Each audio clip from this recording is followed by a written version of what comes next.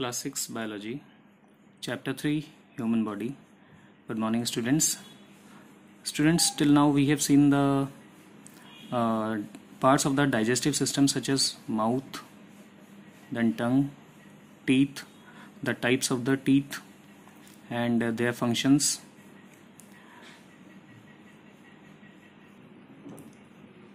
Now we know what is this alimentary canal and what is the role of digestive glands. Now today we'll see the rest of the digestive parts such as esophagus, which is food pipe. So you know where it is located. I'll show you in the diagram. So this was our mouth, okay, that is buccal cavity, and then this long pipe is called food pipe or simply esophagus. So the swallowed food passes from the mouth to the stomach through a passage or a pipe called the food pipe or esophagus. It is a tube-like structure extending from the throat to the stomach. Food moves forward in the esophagus due to the contraction of muscles in a wave-like motion known as peristalsis. No digestion takes place in the esophagus. Only the movement of food is occurring. Only the movement of this food is occurring here, okay, but no digestion takes place over here. Means the breaking down of the bigger molecules into the simple ones, okay, that is not taking place over here. Simply swallow, that movement of food is taking place. Now this movement occurs a special wave-like movement, and such a movement is called peristalsis. For example, just I am drawing that diagram in this fashion in the horizontal way, okay. So for example, this was our food pipe, and here the food is there. This is our food item, okay, and this side mouth was there, and this side on the right hand side, say for example, stomach is there. Now in next diagram, what happens, the muscles of this esophagus, they will start contracting, and now the food will be passed to next portion. Like now the food will be passed to the next portion. So in next diagram I am just drawing that one, okay. So once again, this is the stomach part, and this is our mouth side, and the food bowl is here. Again this will be contracted, this will be relaxed, these muscles, and the food will again pass towards here. So such a movement is called peristalsis.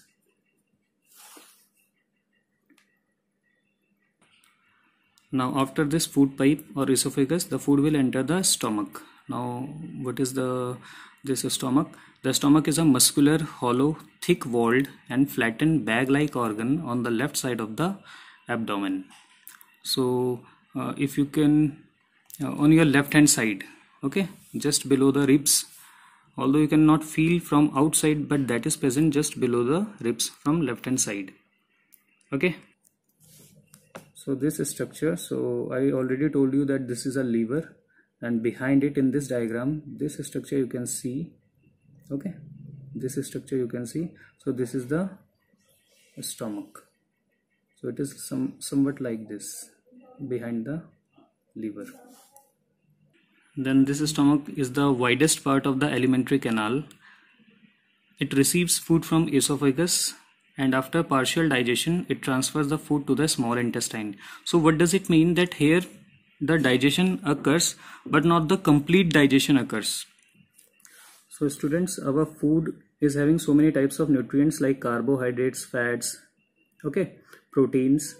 So in a stomach, partial digestion means the digestion takes part, but not every sort of nutrient is digested. Only a few sort of nutrients they are digested, and the rest of the digestion is taken care of by the small intestine. The inner wall of the stomach is lined by millions of gastric glands. So already I told you that apart from the alimentary canal, we have the digestive glands. So gastric glands is a sort of digestive glands which secrete gastric juices, and we will study about this later in this chapter. So just turn the page. So before that you can see this esophagus, and this is the stomach. Okay, and in order to make you understand how it looks like from inside, they have cut open this wall or muscle of the stomach. So muscles are there, mucous membrane are there, stomach, this whole thing is stomach, and then duodenum, that is part of intestine. So food will enter here, will get digested here. So in these walls gastric glands are present from inside, and then it will be after partial digestion, because complete digestion is not there, after partial digestion it will go transfer into the intestine. Okay. Now small intestine is a coiled and folded long tube about 7 meter long and 2.5 centimeter wide. It is divided into 3 parts: the upper duodenum, the middle jejunum, and the lower ileum. The inner wall of the small intestine has many finger-like projections called villi, singular villus, which help in the absorption of digested food. So this is the diagram of this ileum. So from the stomach, the food is passed into the small intestine. So this pinkish part of this diagram, it is intestine. And what is the length of this intestine? It is somewhere 7 meter long. So then 2.5 centimeter wide it is, and it has 3 parts: duodenum, upper part, then jejunum, the middle part, and the ileum, the last one. Okay, and students, inside of this intestine, the food is moving, that you already know, and this food, when it moves, it is digested. So basically whatever we eat, most of the digestion takes place here. I told you digestion starts in the mouth itself, then in the esophagus no digestion is there in the food pipe, and then after entering the stomach some less digestion also occurs here, and thereafter after entering into the intestine, most of our food items, they are digested. Now students, I'm just drawing this intestine, a rough sketch I'm drawing. So for example, this is the intestine. So I've just expanded it, and the food is moving in this way, in this direction. Okay, now there are, to increase the surface area, there are finger like projection inside the intestine. So from downside also, from upside also, finger like projections are there. Okay, so basically when food moves from here, it will take time, okay, because there is hindrances, and also the direct contact of the food with the walls of this intestine will get increased, or with this villi will get increased. So what will happen? So the food is taking too much time to just pass through the intestine, and intestine is having enough time to take the nutrients out of the food. Getting my point? And thereafter they will just transfer these nutrients to the blood vessels. So basically the blood vessels are also present over here. So the food will transfer from inside of this intestine to the blood vessels, or in the blood. Now then we have the food entering into the large intestine, rectum, and then finally anus. From anus the undigested food, I should say, will be taken out. The large intestine is also a long tube about 1.5 meter long and 6.5 centimeter wide. Now students, pay attention here. A small intestine 7 meters long, but large intestine only 1.5 meters long. So why it has been said as large, although it is having only 1.5 meter and it is having 7 meters, but it is being called as a small intestine. It is not because of the length, but because of the size. Okay, so here you can see it is 6.5 centimeter wide, and a small intestine was only 2.5 centimeter wide.